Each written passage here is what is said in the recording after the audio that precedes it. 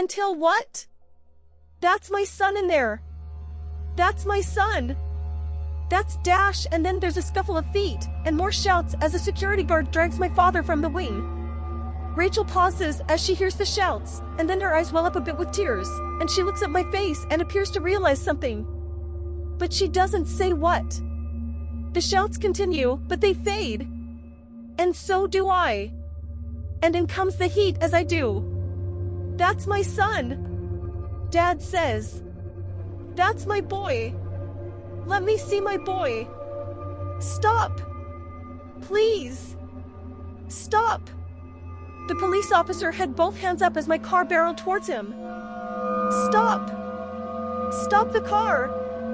Finally, there was a jolt and a shudder as the tires gained control at last, and the car slammed to a halt. Both the officer and I sighed in relief, and then he approached my window and tapped the glass with his knuckle. I lowered it. I shouted over the rain, "I'm sorry, sir. Roads are crazy out here. You okay?" He ignored the question. "I'm gonna need you to sit here for a bit, okay?" He said. "Just until the accident's cleared up." Accident? It's bad.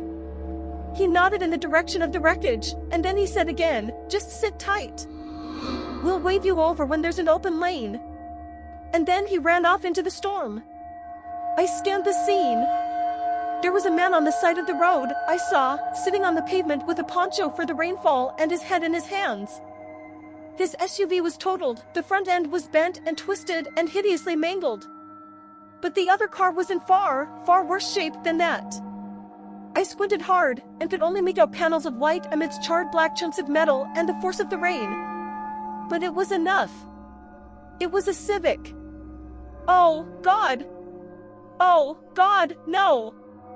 No, no, no. I got out of the car and left the door hanging open in the rain, and then I ran forward, at least until the officer caught sight of me and ran back over and grabbed me by the shoulders.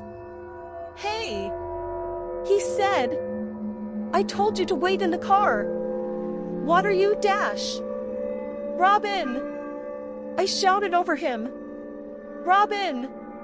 And then I saw it, a fleeting glimpse of movement, a white sheet flipped on a gurney. A strand of red hair fell from the right side and hung there as the EMTs carted away the body. "Robin!" I screamed. "That's my girl. That's my girl." The officer was confused and stunned and did the only thing he could think to do, drag me back to my car. "No. Stop." I was inconsolable, but in no shape at all to resist. "Stop, please. That's my girl. Let me see my girl. Please, stop."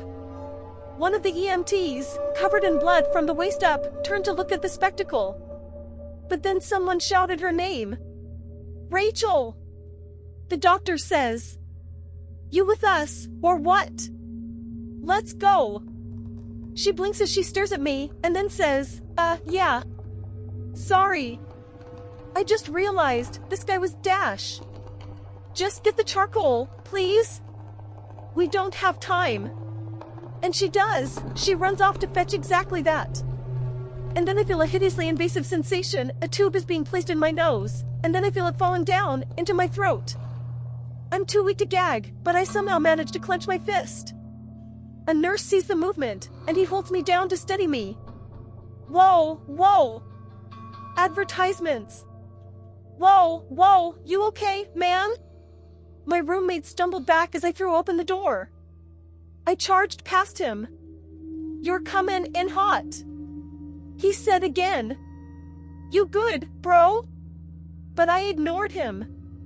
I went to the bathroom, and I leaned up against the sink for a long moment, and I grabbed my temples and set my jaw and sobbed without a sound, aching, racking, heaving sobs. I heard a knock. "Hey, man," he said. "You good, dude? Anything I can, get for you? Or Dash?" "I'm fine," I managed. It wasn't convincing in the slightest, but I didn't care. I opened up my phone. There was a text from Robin there, from this morning. It read, "I love you," and they were all at once the most beautiful and the most painful words I'd ever read. I love you. I love you, too. I'm coming. Hang on, baby. I'm coming. Then I backed out and found my dad in the contacts list and typed, I love you, Dad. Moments later I got a response, I love you too, son. You okay? But I ignored it, and then I threw open the cupboard, and I grabbed an old bottle of pills, a nurse said. Swallowed the whole damn thing. Lucky his roommate called it in when he did. But the doctor is incredulous. Well, that remains to be seen now, doesn't it? Then he turns to the door. Ratch dash. And she pushes it open with her elbow before he finishes. I got it. I'm here. All right. He says. Fingers crossed, people. Let's see if we can't save the psycho. There are isolated chuckles. Rachel, though, almost snaps at her superior for the insult, but then someone says, here we go.